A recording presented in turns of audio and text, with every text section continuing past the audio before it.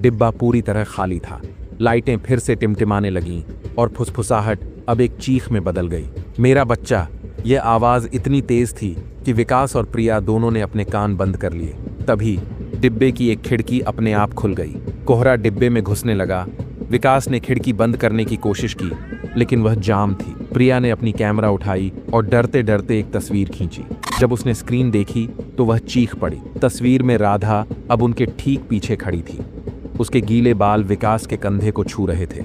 उसकी कैमरे की स्क्रीन पर दिख रही तस्वीर, राधा उनके ठीक पीछे खड़ी गीले बालों के साथ, ने दोनों को डर के सागर में डुबो दिया था। विकास का तर्क संगत दिमाग अब पूरी तरह हार चुका था। वह प्रिया की ओर मुड़ा, जो कांपते हुए ताबीज को मजबूती से पकड़े थी। प्रिया, शांत हो जाओ, उसने कहा, लेकिन उसकी अपनी आवाज में डर साफ झलक रहा था। विकास, वो यहाँ है, प्रिया ने फुसफुसाते हुए कहा। उसने कैमरा नीचे रख दिया, जैसे उसे छूने से भी डर लग रहा हो। डिब्बे की खुली खिड़की से कोहरा अब धीरे धीरे अंदर आ रहा था और हवा इतनी ठंडी थी कि सांसें जम रही थीं।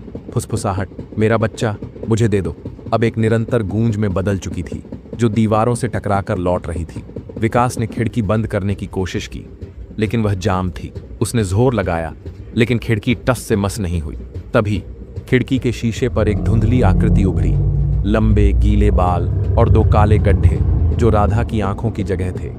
विकास पीछे हट गया और प्रिया ने ताबीज हवा में लहराया। रहने दे, उसने चीख कर कहा, जैसे राधा उसे सुन सकती हो। प्रिया ने अपनी दादी के सिखाए मंत्र दोबारा पढ़ने शुरू किए। उसकी आवाज कांप रही थी, लेकिन वह रुकी नहीं।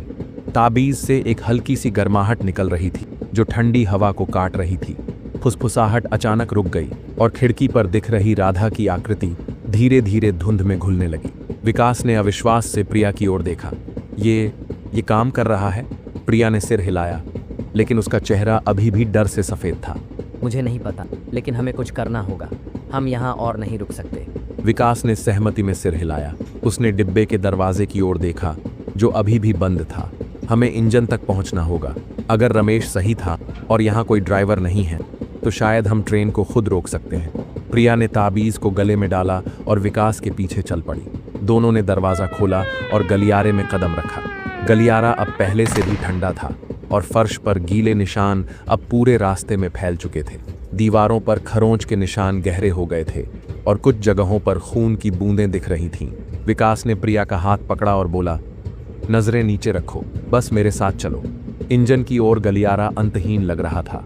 हर कुछ कदम पर विकास को लगता कि कोई उनके पीछे चल रहा है, लेकिन जब वह मुड़कर देखता तो वहां कोई नहीं होता। प्रिया की फ्लैशलाइट अब कमजोर पड़ रही थी और उसकी रोशनी सिर्फ कुछ फीट तक ही पहुंच रही थी। तभी गलियारे के आखिरी छोर पर एक और डिब्बे का दरवाजा दिखा। विकास ने दरवाजा खोला और वे एक नए डिब्बे में दाखिल हुए। यह डिब्बा पहले से अलग था। सीटें टूटी हुई थीं और दीवारों पर पुराने अखबार चिपके हुए थे। अखबारों पर 20 साल पुरानी खबरें थीं। रायगंज ट्रेन रहस्य, माँ और बच्चा लापता। विकास ने एक अखबार को छुआ और वह धूल में बदल गया। प्रिया ने फुसफुसाते हुए कहा, ये राधा की खबर है। तभी डिब्बे के एक कोने से एक हल्की सी रोने की आवाज सुनाई दी।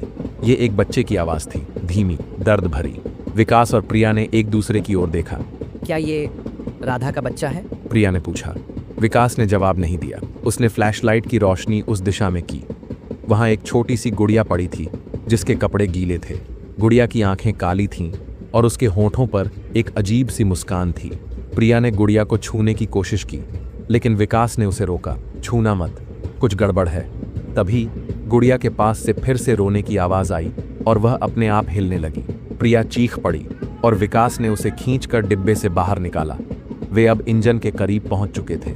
इंजन का दरवाजा लोहे का था और उस पर जंग के साथ साथ खरोंच के निशान थे। विकास ने दरवाजा खोलने की कोशिश की, लेकिन वह भारी था। प्रिया ने ताबीज फिर से हवा में लहराया और मंत्र पढ़े।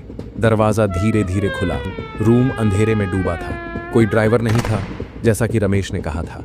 इंजन के नियंत्रण पैनल पर धूल जमी हुई थी और कुछ लीवर टूटे हुए थे। विकास ने पैनल को छुआ, लेकिन उसे समझ नहीं आया कि इसे कैसे रोका जाए।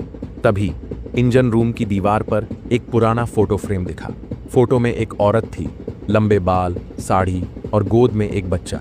फोटो के नीचे लिखा था, राधा और अमन 2005। प्रिया ने फोटो देखा और बोली, ये राधा है। और उसका बच्चा। विकास ने फोटो को करीब से देखा। राधा की आंखें उदास थीं और बच्चे की मुस्कान मासूम। क्या हुआ था इनके साथ? उसने खुद से पूछा। तभी इंजन रूम में एक ठंडी हवा का झोंका आया और राधा की आवाज फिर से गूंजी। मेरा अमन, उसे वापस करो। ये आवाज इतनी तेज थी कि विकास और प्रिया ने अपने कान बंद कर लिए। इंजन रूम की लाइटें टिमटिमाने लगीं और राधा की आकृति अब उनके सामने थी। उसके गीले बाल हवा में लहरा रहे थे और काले गड्ढों जैसी आंखें विकास को घूर रही थीं। प्रिया ने ताबीज को राधा की ओर किया और मंत्र पढ़ने लगी। राधा की आकृति रुकी और उसकी चीख एक दर्द भरी सिसकी में बदल गई। विकास ने फोटो को उठाया और राधा की ओर बढ़ाया।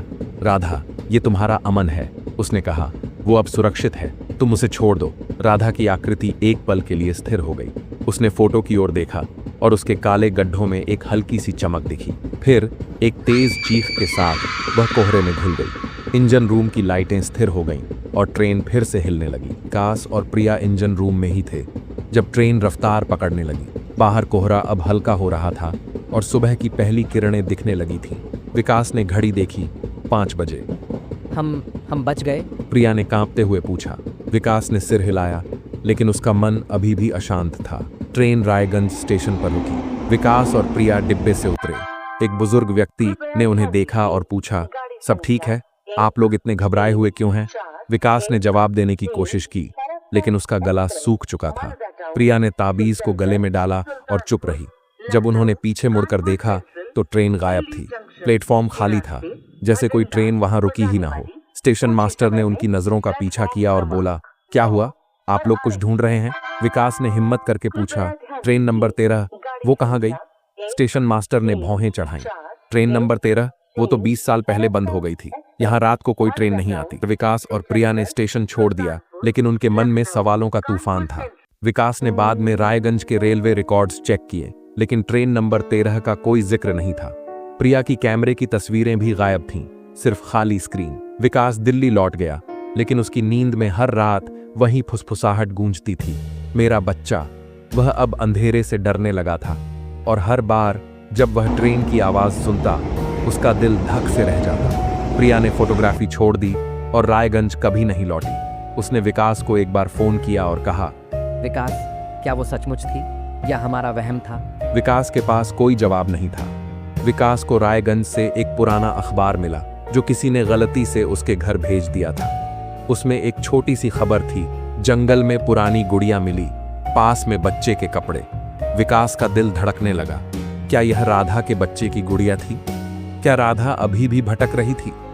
वह कभी जवाब नहीं जान पाया, लेकिन हर साल नवंबर की सर्द रातों में रायगंज के जंगल में कोहरे के बीच एक ट्रेन की सीटी सुनाई देती थी। स्थानीय लोग कहते थे कि यह ट्रेन नंबर 13 थी।